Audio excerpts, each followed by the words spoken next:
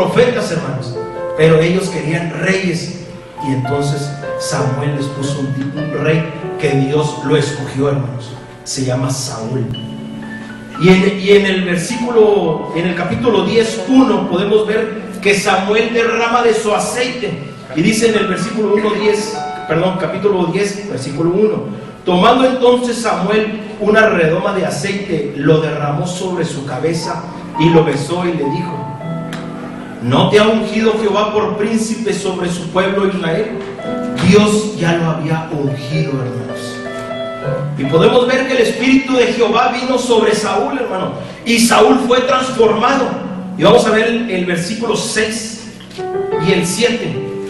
Dice: entonces el Espíritu de Jehová vendrá sobre ti, ¿con qué? Con poder, hermano, y profetizarás con ellos y serás mudado en otro hombre, serás transformado en otro hombre, hermano.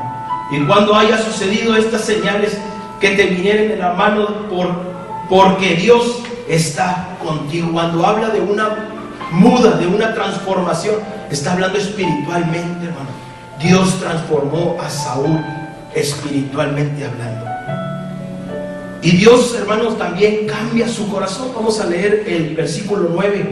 Dice: aconteció luego que al volver en la espalda para apartarse de Samuel, le mudó Dios su corazón. Y todas estas señales acontecieron en aquel día. Dios cambia el corazón de Saúl. Saúl, hermanos, era un hombre humilde, un hombre modesto, pero también era un hombre tímido. Y en el versículo 22 podemos ver: preguntaron pues otra vez a Jehová si aún no había venido allí aquel varón. ¿Por qué, hermanos? Porque lo iban a nombrar rey. Y Saúl, hermano, estaba escondido. Era un hombre tímido, era humilde, pero era un hombre tímido, hermano. Y Dios le dijo: he aquí que él está escondido entre el bagaje. Está escondido, hermanos. Después, hermanos, podemos ver que Saúl derrota a los amonitas. ¿Cómo sucede esto? Era tímido, pero cuando el Espíritu Santo venía sobre Saúl, hermano, aguas, porque el Espíritu Santo dice que descendía con poder, hermanos, con poder. Y cuando el Espíritu se siente con poder, no hay nada que pueda resistir a Dios. Así es. Entonces, hermanos, dice en el capítulo 11:1: después subió Naas amonita y acampó contra Jabes de Galad, y todos los de Jabes dijeron a Naas: haz alianza con nosotros y te serviremos, porque venían los amonitas a hacer frente al pueblo de Israel. Y le dijeron los de Jabes, dijeron: haz alianza con nosotros. Y los amonitas le dijeron: está bien, dijo, pero hay una condición. Y dice en el versículo 2: y Naas amonita le respondió: con esta condición haré alianza con vosotros, que cada uno de todos vosotros saque ¿qué? El ojo derecho, hermanos. Y no está hablando cuando Jesús dice que si tu ojo te es ocasión de caer, sácalo. No, hermanos, era literalmente que saquen su ojo derecho. Solamente así haré pacto con ustedes, haré alianza con ustedes. Hermanos, al oír esto, Samuel se enojó, hermanos, y el Espíritu descendió. Dice en el versículo 6: al oír Saúl estas palabras, el Espíritu de Dios vino sobre él con poder, y él encendió en ira en gran manera, hermanos, que se levantó Saúl y derrotó a los amonitas, hermanos. Dice la palabra de Dios que no quedaron dos juntos, se dispersaron, hermanos, que no quedaron dos juntos. Y en el versículo 15, hermanos, dice: y fue todo el pueblo de Gilgal e invistieron ahí a Saúl por rey. Lo coronaron por rey a Saúl, hermanos. Bueno, ahora vamos a hablar un poquito de David. Ya también todos conocemos a David. Y dice la palabra de Dios que David fue escogido por Dios. Vamos a ver en el capítulo 16, versículo 1. Dijo Jehová a Samuel: ¿hasta cuándo llorarás a Saúl, habiéndolo yo desechado para que no reine sobre Israel? Él era rey, pero no había hecho lo correcto delante de Dios. Y Dios le decía a Samuel: ¿hasta cuándo llorarás? llena tu cuerno de aceite y bien, te enviaré a Isaí de Belén, porque de sus hijos me he provisto de rey. Dios escogió a David, hermanos. Dice en el 16, capítulo 13, que Samuel unge a David y el Espíritu de Jehová viene sobre David. 16:13. Y Samuel tomó el cuerno del aceite y ¿qué? Lo ungió. Y lo ungió, hermanos, en medio de sus hermanos. Y desde aquel día en adelante el Espíritu de Jehová vino sobre David. Ya no estaba sobre Saúl, ahora vino sobre David, hermanos.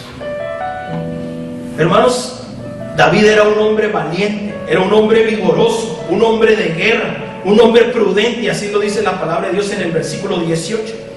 Entonces uno de los criados respondió diciendo: he aquí, yo he visto a un hijo de Isaí de Belén que sabe tocar, y es valiente, y es vigoroso, y es hombre de guerra, prudente en sus palabras, hermoso. No sé cuántos jóvenes se parecieran a David.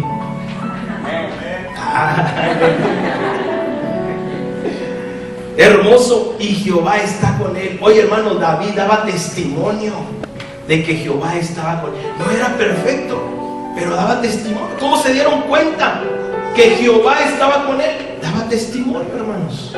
¿Cuántos dicen amén? Amén. Y al final, hermanos, cuando David tocaba el arpa, ¿qué pasaba? Los demonios subían, hermano. Vamos a ver el versículo 23. Dice: y cuando el espíritu malo de parte de Dios venía sobre Saúl, venía sobre Saúl, David tomaba el arpa y tocaba con sus manos, y Saúl tenía alivio y estaba mejor, y el espíritu malo que se apartaba de él. Huía, hermanos, cuando David tocaba el arpa, porque el espíritu de Dios descendía con poder sobre la vida de David. Bueno, hermanos, ya conocimos un poquito de Saúl y un poquito de David. Ahora quiero platicarles que un día, hermanos, sucede que los filisteos se levantan en contra del pueblo de Israel. Se levantan y hacen guerra contra ellos. Y ellos se ponen sobre un monte, ¿verdad? Y el pueblo de Israel hace frente y se pone sobre otro monte, y en medio, hermanos, un valle grande, aproximadamente 1,5 kilómetros. Grande estaba el valle. Pero de repente, hermanos, ¿qué pasa? Que sale de entre las filas, rompiendo filas, un gigante. Un gigante, hermanos. Y este gigante, hermanos, se llamaba Goliat. Este gigante se llamaba Goliat. Nomás uno ha ido a escuela dominical, Estoy viendo que nomás uno fue a escuela dominical. ¿Cómo se llamaba el gigante? Goliat. El gigante se llamaba Goliat, hermanos. Dice la palabra de Dios que era un paladín. Y un paladín, hermano, era un defensor, era un famoso guerrero. Y era un famoso guerrero por las hazañas que ya había hecho. Era un hombre temeroso, que causaba temor, causaba temor este hombre. Ese paladín, hermanos, se llamaba Goliat. Medía 6 codos, hermanos, y un palmo. Estamos hablando de 2 metros 92 centímetros. Le acabo de preguntar yo a Juan: ¿dónde está Juan? Párate, hermano. ¿Cuánto mide ese hermano? 1,90. Estaba chaparro el hermano Juanjo. Oye, levanta la mano, no, párate y levanta la mano. Ni eso, hermano, era la estatura de Goliat. Ni eso era la estatura de Goliat. Llevaba un casco, hermano, sobre su cabeza. Llevaba una cota de armadura, una malla como armadura, que pesaba 5,000 ciclos, hermano. Y esto eran 57 kilos. ¿Cuántos han cargado un costal de cemento? Hermano, puja uno para levantar el costal de cemento, hermano. Y él lo usaba como una malla ahí, como un chaleco antibalas, ¿verdad? Ligerito se sentía Goliat, hermano, con eso. Sobre sus piernas llevaba unas grebas de bronce que le protegían desde arriba de la pierna hasta el empeine. Una jabalina de bronce en sus hombros. Y una lanza que parecía un rodillo de telar. Y esta lanza, hermanos, pesaba 6 kilos 800 gramos, como un palillo de escoba para uno. Con ese era para poder vencer a sus enemigos. Y por si fuera poco, hermanos, bueno, traía su espada y también traía su escudo por delante. Hermano, un hombre impresionante. Un hombre que causaba terror, hermanos. Imagínense, hermanos, al ver a este hombre desafiando al pueblo de Israel. Vamos a ver en el versículo, capítulo 17, verso 10.